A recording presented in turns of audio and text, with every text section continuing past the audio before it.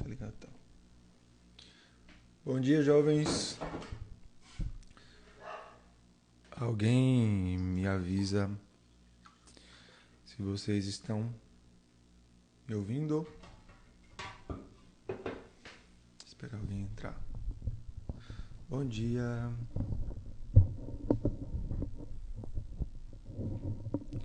Estão me ouvindo bem?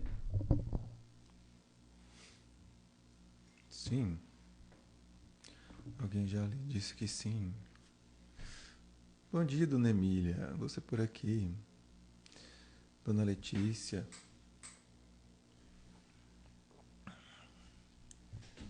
Bom dia, Solange. Tainá, que eu quase não reconheci com o Instagram novo. Tá outra pessoa.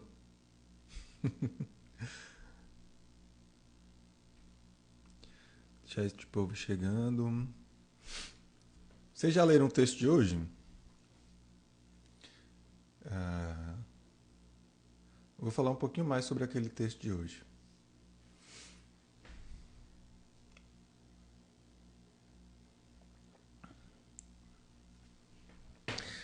Vou começar logo. O povo está chegando, o povo vai se acomodando. Então, por que eu resolvi escrever aquele texto de ontem? Não sei se vocês sabem, mas boa parte do conteúdo que eu posto aqui ou vem de perguntas que vocês fazem nas caixinhas, eu acabo desenvolvendo um pouco mais em algum texto ou em algum vídeo, ou principalmente os textos que saem de manhã cedo, ou eles são resultado de sessões que eu tive no dia anterior ou de uma aula que eu dei no dia anterior.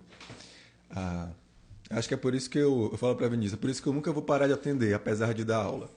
Porque o material humano dos atendimentos é um material muito produtivo para a gente começar a pensar e desenvolver novas coisas. Mas então, um ponto que eu vi bastante ontem é um movimento, ainda naquele hall de pessoas arrogantes, mas é uma arrogância diferente daquela que eu tenho falado para vocês aqui. Eu já falei muito para vocês daquela arrogância, que é aquela pessoa que é muito movida pelo próprio ego e quer se colocar num lugar de grandeza. Quer ser a pessoa fodona, digamos assim. Quer ser a pessoa que dá conta de tudo. Quer ser a pessoa que se destaca diante dos outros como a grande pessoa que ajuda todo mundo, que faz tudo pelos outros, que dá conta de tudo sozinha. Mas tem um outro lugar nesse hall da arrogância que você também precisa ter atenção, que talvez você esteja caindo neste lugar, que são as pessoas que vivem num lugar, numa tentativa de ocupar um lugar de grandeza. Ela vem a Emília, me dá mais ideia para texto. As faces da arrogância. Eu acho que ainda vou escrever um livro só sobre arrogância, tá? Mais para frente. Mas enfim, esse outro lugar da arrogância, dessas pessoas que tentam imprimir em suas próprias vidas um lugar maior do que aqueles que elas de fato ocupam, também está nesse rol aí as pessoas que vivem um processo intenso de defesa da vida. São pessoas que normalmente já viveram processos de dores muito intensos, que já sofreram questões emocionais muito duras, que já viveram sim situações de violência, situações onde houve uma ameaça à sua integridade física e emocional. E aí, o que essas pessoas muitas vezes fazem? Primeiro, elas vivem um processo de afastamento da vida, né? Elas vivem um movimento onde elas se afastam da possibilidade de ter uma nova decepção, de ter uma nova dor. Daí já tira um lugar muito prejudicial, que é o momento em que você, por medo de sofrer algo de novo, por medo de se decepcionar de novo, por medo de ter uma frustração de novo, você acaba se impedindo de viver. Você não se dispõe a, de fato, arriscar a construir uma vida, porque você já sabe que pode sofrer. Sabe aquele ditado que o povo diz? Que gato escaldado tem medo de água fria? Eu ultimamente estava pensando em uma outra coisa. Apesar de a água fria ser desconfortável, talvez a gente precise mudar esse ditado para não que um gato escaldado tenha medo de água fria. Mas para um gato escaldado sabe que água fria não mata. Porque percebe, o gato escaldado que tem medo de água fria, ele não vai, em hipótese nenhuma, se abrir para mergulhar de novo na vida. Porque ele vai ficar constantemente com medo de viver dentro dessa água fria, de sofrer dentro dessa água fria. Diferente do gato que sabe que a água fria não mata. E de fato a água fria não mata, ela é incômoda. Mas muitas vezes a água fria é necessária para você acordar, para você despertar, para você ficar em alerta, em atividade. Então, o primeiro ponto que eu queria trazer para vocês é esse. Diante de um movimento de dor, não é um movimento de resolução você começar a se esconder da vida, você começar a se retrair. A outra possibilidade que eu vejo muito forte, foi a que eu vi ontem, são as pessoas que, diante dessa dor que viveu, não se permitem viver de fato essa dor. São pessoas que, diante de uma dificuldade, já faz aquele riso forçado para não entrar na tristeza e já se levantam sem nem viver o seu próprio processo na tentativa de passar imediatamente por isso e seguir em frente.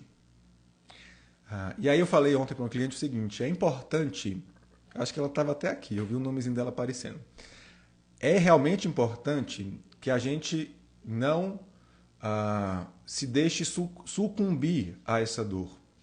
Que a gente não se perca nesse olhar para essa dor. Mas de nada adianta a gente tentar passar por cima dessa dor. Eu dei até um exemplo para ela ontem que eu queria trazer para vocês. Eu até coloquei no texto também. Sabe aquelas pessoas que vão na praia a primeira vez e ainda não sabem, não foram no mar ainda? Existe uma tendência delas tentarem resistir ao movimento das ondas do mar. E aí, há uma tendência dessa pessoa, quando vem a onda, ela virar o ombro, ela virar as costas para bater a onda de frente. Acontece que vem onda, vem uma, vem duas, vem três, a pessoa vai ficando mais cansada de bater de frente com a onda. Podem vir ondas maiores do que as ondas que tinham vindo antes. E aí o que acontece? Se essa pessoa continua constantemente resistindo a esta onda, vai chegar um momento em que a onda vai derrubar essa pessoa. Vai chegar um momento em que essa onda vai dar um caldo nessa pessoa. Ela vai lá se rolar no meio da água e da areia. Quem tem mais experiência com o mar sabe que quando vem uma onda, a melhor forma de se passar por essa onda é você mergulhando dentro dela. Porque ela passa por cima, você sente o movimento que essa onda faz ao passar, mas você continua seguindo dentro do mar. E é esse movimento que a gente precisa fazer diante das questões que surgem na vida da gente. Não adianta a gente ir com o ombro querendo quebrar esse movimento, querendo impedir que a dor passe por a gente. Observa bem, a pessoa que está no mar e coloca o ombro tentando quebrar a onda, ela não quer passar pela onda, ela quer que a onda se abra e ela passa pelo meio da onda. É isso que você faz quando você quer evitar de sentir a dor que é natural do seu processo de amadurecimento. E aí você não vai se tornar uma pessoa maleável, você não vai se tornar uma pessoa flexível que aprende a lidar com as ondas da vida. Você vai apenas disputar força com as ondas que vão quebrando. E tenha certeza de uma coisa, o mar é maior do que você. A vida é maior do que você. Não adianta você ficar tentando quebrar os movimentos na vida, porque esses movimentos te causam dor. Você precisa, diferente disso, fazer um mergulho, sentir essa onda passando e levantá-la do outro lado. É neste movimento que você se permite viver a sua dor, que você aprende com essa dor e que você sai do outro lado maior, Você sai do outro lado tendo um conhecimento prático do que é passar por aquela onda. Você sai de lá com mais experiência. Não adianta você viver um processo de endurecimento interno, que é essa tentativa de ser forte, entre aspas, que é aquele forte que não vive as suas dores. É aquele forte que se afasta e diz que não sofre com as coisas, que vive uma situação extremamente difícil, mas finge que está tudo bem. E cuidado que talvez você realmente se engane com isso. Talvez você realmente se engane que está tudo bem. Só que neste processo de autoenganação, você vai, pouco a pouco, acumulando essas dores dentro de você. Imagina que vão vindo essas ondas e você vai segurando essas ondas. E ela vai se tornar tão grande que talvez em algum momento da sua história ela vai se tornar uma onda imensa e acabe com você. Alguns dias atrás, eu conversando com um rapaz, ele estava me perguntando se uma situação que aconteceu, sei lá, há 10 anos, pode levar a pessoa a apresentar uma depressão 10 anos depois. E é neste cenário que isso pode acontecer sim. Quando você finge que está tudo bem diante das dores que você passa, fica tentando esconder e impedir este movimento natural da vida, e vai acumulando dor em cima de dor, sofrimento em cima de sofrimento, até que eles se tornem grandes demais e você não dê mais conta de segurar. Por isso, é mais uma coisa importante de você estar constantemente se olhando.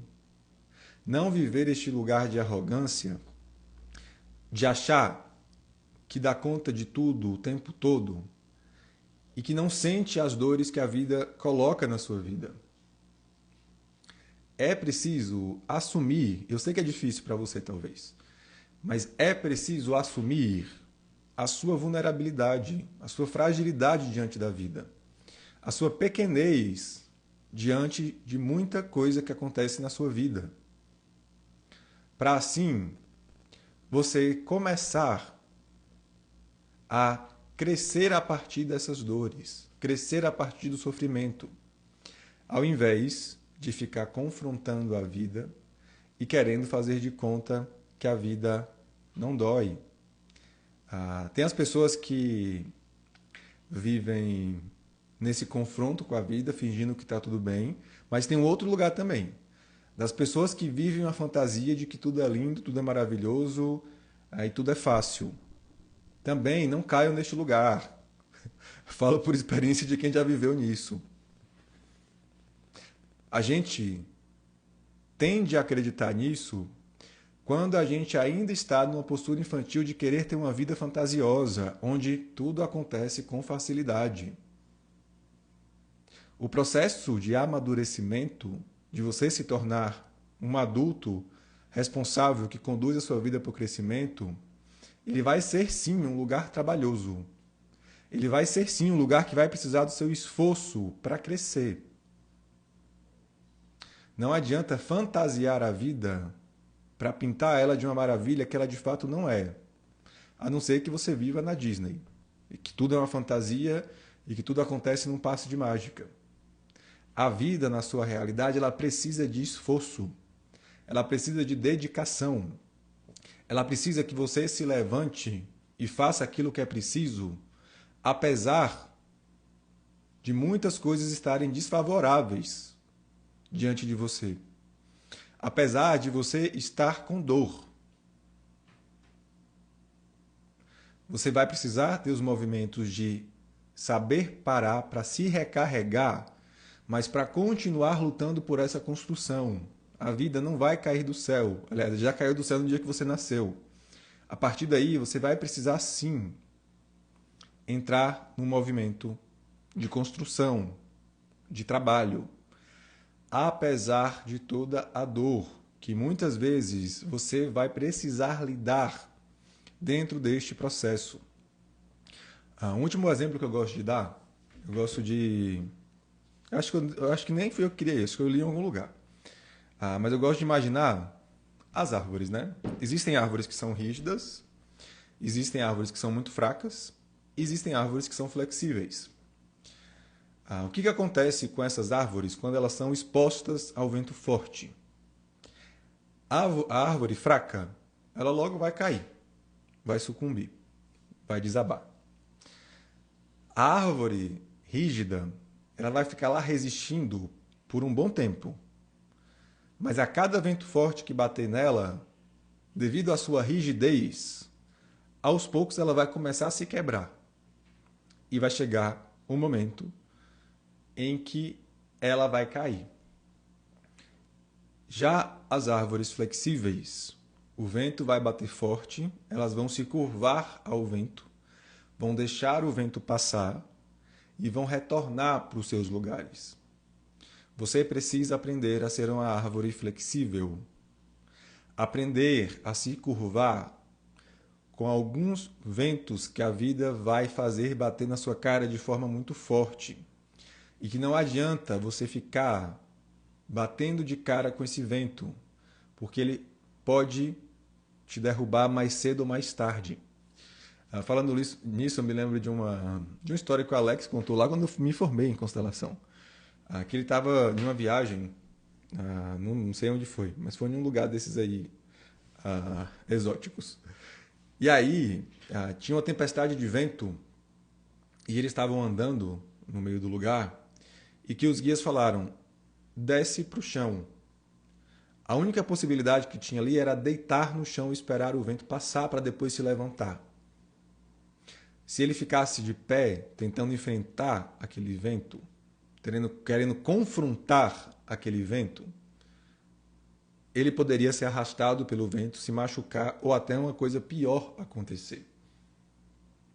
Tenha consciência dos ventos que você consegue enfrentar cara a cara e de ventos que você vai precisar se curvar, porque a vida de fato é maior do que você.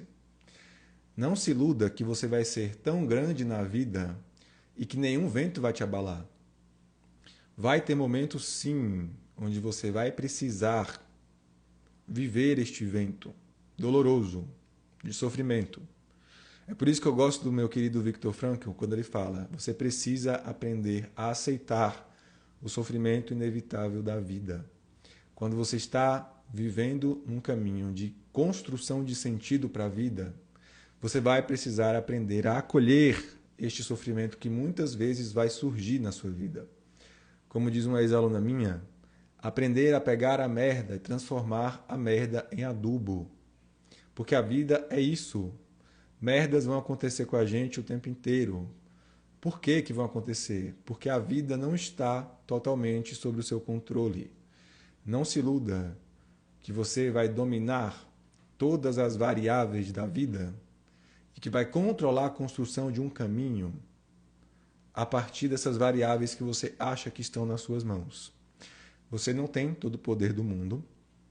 E quanto antes você entender isso, fazer o que é possível para você, o que está nas suas mãos, e parar de reclamar das coisas que não estão nas suas mãos, mais você vai conseguir crescer, mais você vai conseguir avançar para um real amadurecimento nesta vida.